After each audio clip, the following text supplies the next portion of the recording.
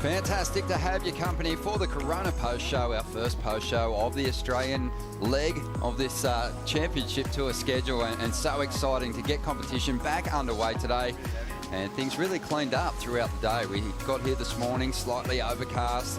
The water still had a milkiness to it, but today it's really cleaned up. That typical, beautiful New South Wales East Coast blue was absolutely shining through, and we saw some big performances from the world's best. Ronnie Blakey joined by two champions, Richie Lovett, Wayne Bartholomew. Great to have your company, Bugs. Yeah, good to be here, Ronnie. We got through it, mate. It wasn't easy for the competitors. It wasn't easy for us, but we got through it in the end, and it's always a good round to get done, mate.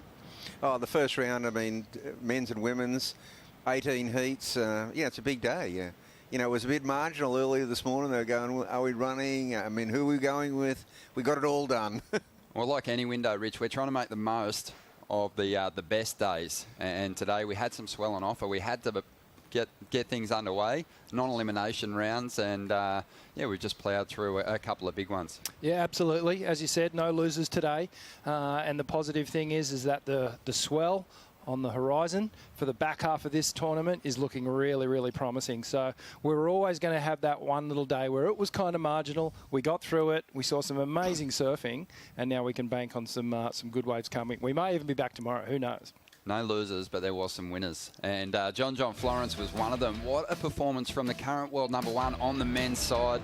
Wears that yellow jersey so well, Bugs. And the performance level, you know, at Pipeline, we just expect him to win there. But looking like a winner here in these average conditions as well. Well, I watched John John before that heat. He actually was checking out where to go, and Morgan Siblick started to get a couple of rides over on the rock break, and I just said, I think that's where John's going to go. Then he went out there and put on a masterclass. Yeah, it's such a good time. A couple of solid numbers, Rich, a couple of 7-point rides, beating Yago Dora and Mikey Wright. It wasn't an easy first round heat for him. No, it wasn't, but he really set the yardstick for the rest of the day. We had a couple of heats prior to John's, and John just went out there and said, well, this is how you really get it done. Riding some interesting equipment. Looked like the full carbon board as we got the little insight there, but whatever he was riding, geez, it looked spicy and it looked so fast under his feet. It really did, but in that heat, they all got good points. I mean, that heat, I think everyone got over 12 points. I think that might have been one of the only ones all day. Yeah, things really cleaned up for that exchange, and it was good to see Morgan put together a good performance here. Newcastle's right behind all these hometown heroes, and I think they're feeling that energy, and he surfed extremely well too. But yeah, whatever Ross Williams and John Pizell were helping John John work on in the off-season and through the back end of that Hawaiian winter has paid off in a big way, and it also paid off for Carissa Moore, who went to work when the swell started dropping over there on the North Shore as well, because she looked really sharp as well, Rich. Yeah, she did, and we got a few little insights from Coco telling us that the surf in Hawaii had been very, very similar to this prior to Carissa leaving, so she basically picked up where she left off, and what a performance she put on. Just so polished, lots of speed, just driving through these turns, really typical of Carissa with all that power, and perhaps getting a few of those little local knowledge tips from Mitchie Ross, and the dynamic duo, the team just shone through today.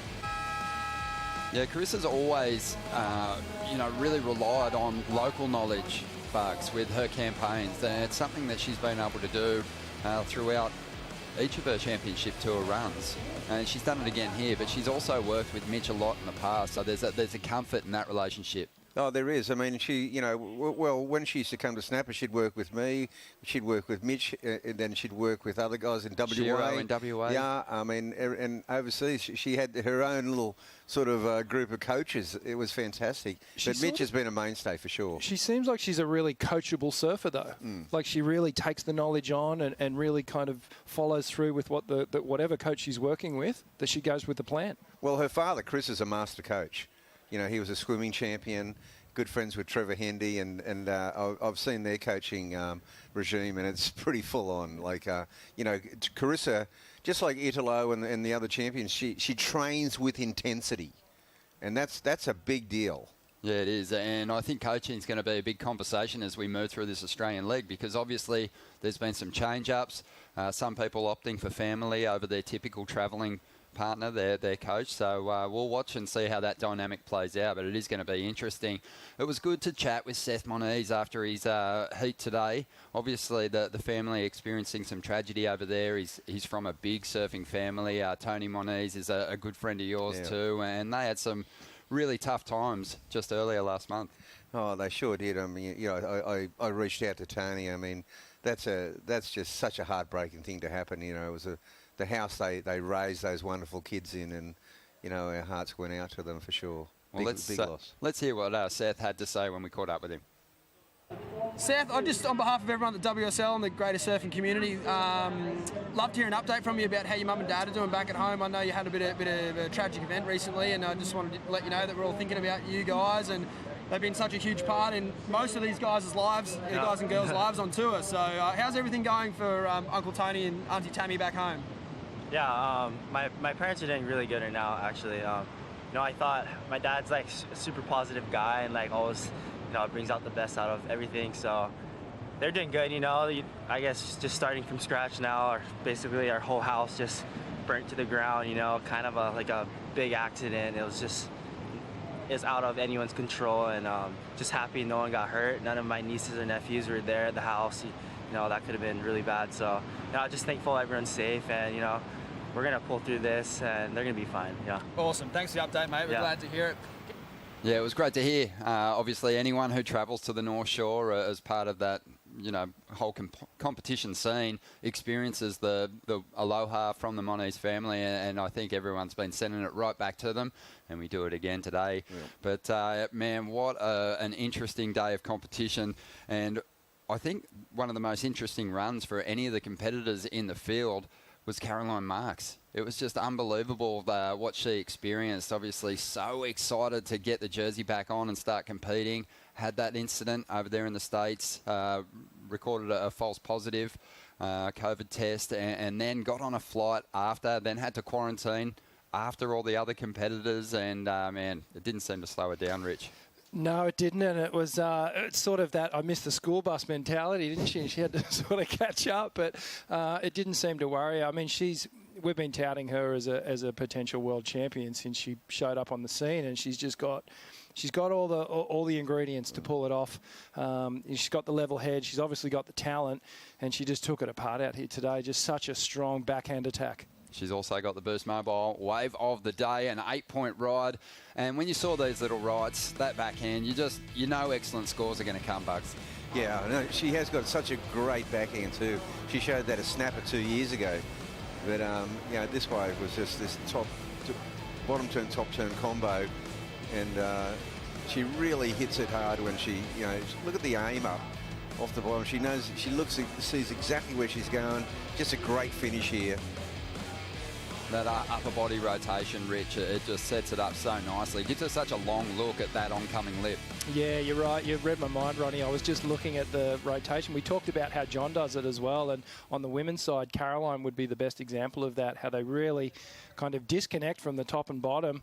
And Caroline gets like right looking at the face, and then the lower half follows, you know. And there's a lot of leverage in that, and that's why her turns are so powerful. So good to watch. Well, after the break, we've got something special for you. Dimity Stoyles joined the commentary team. She's going to take us behind the scenes. We've also got today's top 5.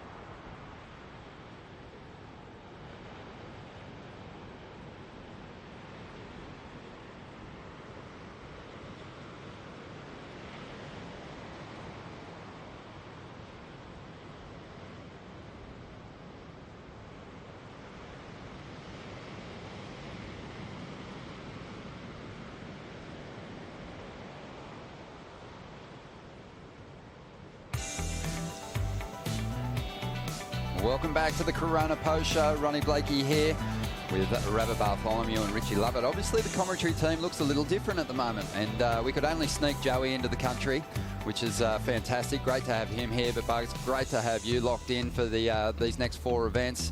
And Rich, you're going to be joining us too. I am indeed, mate. Looking forward to sharing the booth with both you guys. It's a real honour and a great experience, and it's good to get some momentum going too over the 4. It's not your first time for either of you, Bugs, but how'd you go? Typically, the opening day of competition can be a pretty long one, mate. Did you handle okay? Oh, I seemed to handle it okay, mate. I found a couple of little places to hang out, and it was very enjoyable. You know, caught up with MR earlier this morning, and a couple of old mates, and then a couple of old skeletons came out of the closet trying to sell me my boards back to me. There you go. Well, mate, I think you handled it beautifully. Also doing a great job out there in the field was Laura Enova and, of course, Dimity Stoyle as well. And Dimity's right now going to take us behind the scenes. Yeah, the team. Here we are. We're going to ambush the boys. Yeah, ambush the boys, see how they're going. Hey, look who I found. Ryan Callinan, local boy. Hey. What's up, dude? How did it feel being in a CT at Newcastle? I know you've been here before on the QS. Feels pretty good. Good? It's getting way better, and I might my heat, so that just makes it up. How was your morning? Better than those guys in the water right now. If you had to surf now, where would you sit? I'll be sitting there. I'll be killing it over there. Where's the secret spot? Dixon Park. How's the nerves watching the bro? How you feeling? Oh, here he is right here. Bang! All the way through.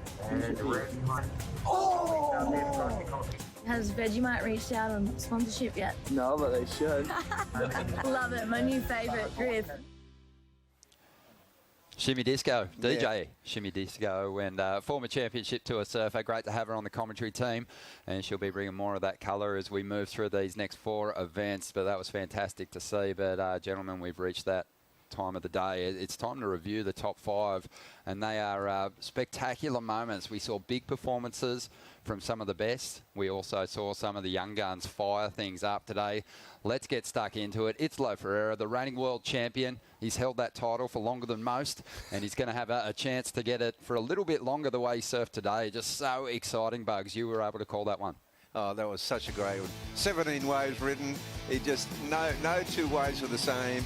It was just such it was Mr. Entertainment. It was amazing. So much energy, Rich, and the big thing that we got from this is just the variation that he has above the lip.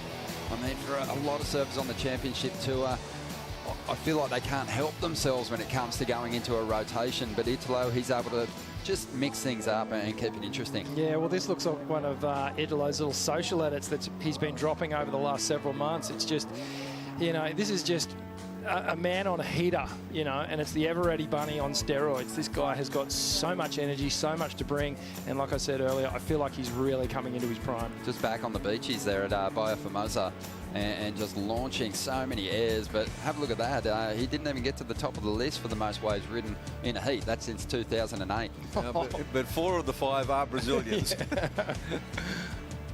And when you look at all those amazing wave counts, Jesse Mendez, the only surfer who didn't win his heat with those 20 rides, so pretty interesting to note. But Sally Fitzgibbons, reinvigorated, always turns up to the first few events of the season just looking so fired up, Rich. No different here today. Yeah, Sal looked really, really polished, and as I said, I watched her down the coast just around her home break, and she looked on. So she's been doing the work in these type of conditions, obviously identifying the similarities between those little reef breaks down south and the little Merriweather rock break here too. But Sal, you know she's always going to perform, and she brought her A game today. Just always has that hefty heat score average, up again around 14 points once again, and all those, you know, strong title campaigners were much the same. Tyler Wright, the world #1 on the women's leaderboard, she just looked incredibly sharp, and you just know with Tyler she's got so much more to give.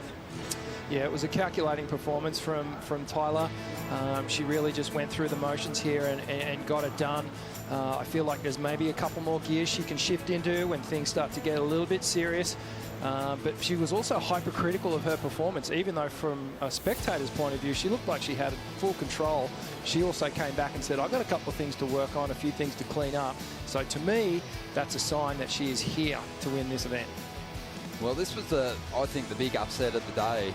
Wildcard, Crosby Colapinto got the opportunity to surf in this event, and he came up, obviously, against one of the top seeds. Bugs meeting Gabriel Medina.